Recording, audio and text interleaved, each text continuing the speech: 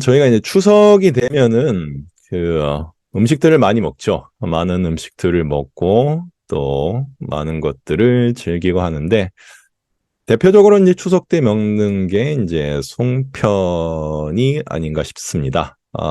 참 송편은 근데 사실은 송편은 그 추석에만 먹는 건 아니었다고 하죠. 그 명절 때면은 뭐 정월 대보름이든 뭐 다른 명절이든 옛날 우리 선조들이 항상 명절 때 먹었던 그 떡이 이 송편이었다고 합니다.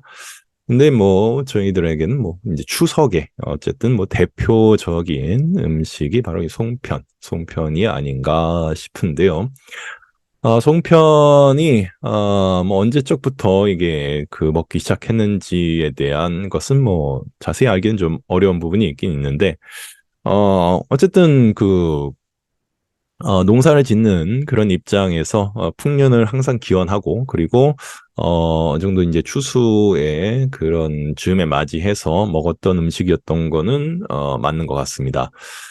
송편에 대한 뭐 일화가 하나 좀 유명한 게 또 하나 있죠. 이 보름달하고도 좀 관련이 있는데 이제 삼국사기에 나오는 그런 이야기가 하나가 있습니다. 이제 백제 의자왕과 관련된 이야기였는데 이제 의장이면 이제 백제의 이제 마지막 그 왕이었다고 하죠. 예, 그래서 삼국시대 백제 때 의자 왕이 어느 날 이제, 밤에 이제 잠을 잘 못 자고 그래가지고 뒤척이며, 잠이 잘 안 와가지고, 이제 성의 득띠를 이렇게 뜰을 한번 거닐었던 적이 있었다고 합니다. 근데 거닐다 보니까 자꾸 이상한, 뭐, 알아둘 수 없는 그런 소리가 나길래, 이상하게 생각해가지고서, 소리가 나는 곳에 가가지고서, 보니까, 뭐, 땅바닥에서 뭐, 이상한 좀 빛이 이렇게 좀 보인다고 했었습니다. 그래서 바닥을 이제 사람을 시켜가지고서 이제 파보니까 거기에 거북이가 나왔는데, 거북이의 등껍질에 이런 글귀가 있었다고 하죠. 백제는 이제 가득 찬 보름달이고 신라는 반달이다라는 자 이런 글귀가 이제 적혀 있었다고 합니다. 그러다 보니까 이게 뭔 말인가, 무슨 그 계시를 주려고 이런 것이 왜 성 그 뒤뜰에 이렇게 있을까 해가지고 좀 궁금한 마음에 이제 점쟁이를 좀 불러다가 한번 그것을 해석해 보라고 하니까 한 점쟁이가 이렇게 얘기를 했다고 하죠. 보름달은 이제 가득 찼으니까 이제 저물어 가는 그런 것이고 반달은 이제 가득 찰 거기 때문에 점점점 흥하게 되는 그런 나라가 될 것이다.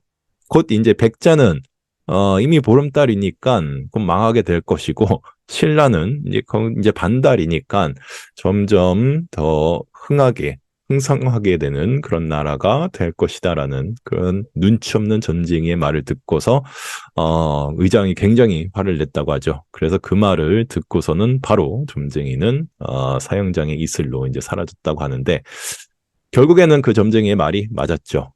결국에는 백제가 그 신라와의 싸움에서 이기지 못하고 결국은 나라가 이제 신라에 의해서 이제 통합이 되는 그런 일이 이제 발생하게 됐었다고 하죠.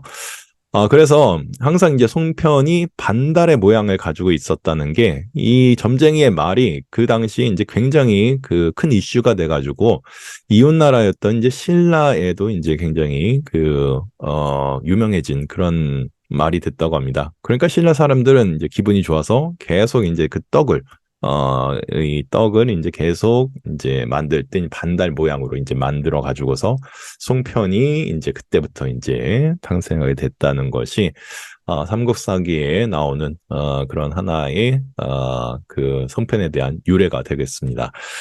어, 뭐 어쨌든 뭐 송편을 벗기 시작하는 추석에 되는 이 시절에는 항상 근데 보름달을 우리가 볼 수가 있죠. 그래서 항상 이 보름달을 보면서는 많은 소원을 빌고 그리고 많은 다짐을 또 하게 되는 그런 경우들이 많이 생기게 되는 것 같습니다. 어, 또 추석에 또 대표적인 음식이 뭐 한과. 한과가 있죠. 한과, 그리고 뭐 유과도 있고, 그래서 추석이 되면은 뭐 이런 것들을, 그 주전부리 삼아서 많이들 먹으면서 또 사람들과 그리고 오랜만에 보는 가족들과 회포를 푸는 그런 시간들을 이제 가지게 됩니다. 예전에 또 이 옥춘당이라는 이 과자, 사탕이죠, 사탕. 사탕도 항상 보면은 이제 추석 때 먹는 그 대표적인 그런 음식이었다고 합니다. 이 옥춘당이 근데 이 만들어진 것이 굉장히 오래전부터 이렇게 만들어 먹었다고 합니다. 뭐 고려시대에도 이런 걸 먹었다고 하는 뭐 기록이 있다고 하는데, 어쨌든 옥춘당이 굉장히 단 그런 그 사탕이죠. 그래서 제사 때만 어떻게 보면은 좀 먹게 되는 그런 사탕인데, 저도 어릴 때 이거 참 많이 먹었던 기억이 좀 있긴 한데, 이거 먹으면은 이 혓바닥이 빨개져 가지고서 서로 이렇게 보면서 놀리고 했던 그런 기억이 있습니다. 어쨌든 이 옥춘당도 추석 때 이 은근히 좀 먹게 되는 그런 사탕이었다고 합니다. 그래서 굉장히 또 유래가 깊은 그런 사탕이라고 하는데, 어쨌든 뭐 한과든 이 옥춘당이든 뭐 대표적으로 뭐 송편이든 추석이 되면은 이 뭐 요즘은 추석 때만이라도 아니라도 뭐 언제든 먹을 수 있는 그런 것들이지만, 어쨌든 추석이 되면은 항상 생각나게 되는 그런 음식들이 아닌가 싶습니다. 그래서 항상 추석은 이제 가을을 그 대표하는 그런 명절이 되기 때문에 항상 이런 것들을 먹으면서 살이 많이 찌죠. 추석이 지나면 살이 이제 많이 또 오르고, 그래서 뭐 추석을 뭐 천고마비의 그런 계절이라고도 칭하기도 하는데, 하늘도 오늘도 보니까 하늘은 굉장히 맑고 좋은 그런 날인 것 같습니다. 어쨌든 추석이 되면은 항상 뭔가 풍성하고 그리고 풍부한 그런 마음들이, 그리고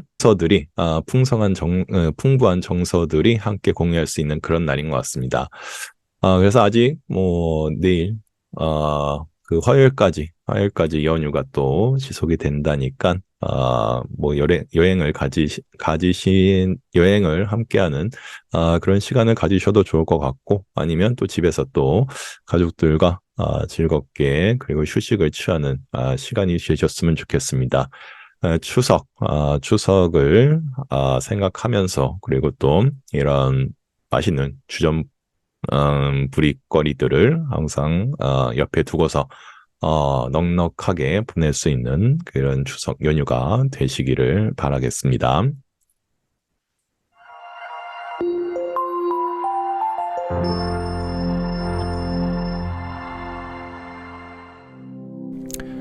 눈을 감아 보겠습니다.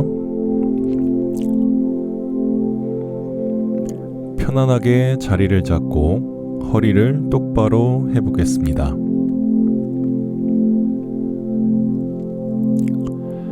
그러면서 몸 전체를 편안하게 이완시켜 보겠습니다. 명상을 하는 동안 눈을 감고서 여러분의 의식을 자기 안으로 가져오겠습니다. 너무 긴장하지 마시고 저의 안내를 따라서 자연스럽게 명상을 해보겠습니다. 숨을 깊게 들이마시고 다시 길게 내쉬어 보겠습니다. 눈을 감은 채로 당신을 아주 많이 사랑하는 당신과 가까운 한 사람을 떠올려 보겠습니다. 그 사람이 지금 당신 옆에서 당신에게 사랑을 보내고 있다고 상상해 보겠습니다. 그 사람은 당신이 안전하고 건강하고 행복하길 간절히 바라고 있습니다. 당신은 그 사람에게서 당신을 향한 따뜻한 바람과 사랑을 느낄 수 있을 것입니다. 그에게서 충분한 사랑을 느꼈다면 이제 다시 그 사람에게 내가 받은 사랑을 돌려주겠습니다. 당신의 모든 사랑과 따뜻한 바람들을 다시 돌려보내주면 됩니다. 당신처럼 그 사람도 그저 행복할 수 있길 바라시면 됩니다.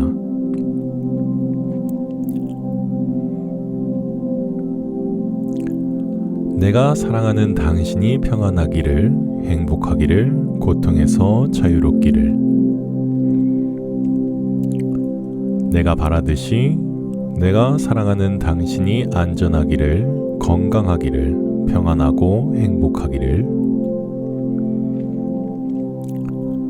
내가 사랑하는 당신의 삶이 행복과 건강과 안녕으로 가득하기를.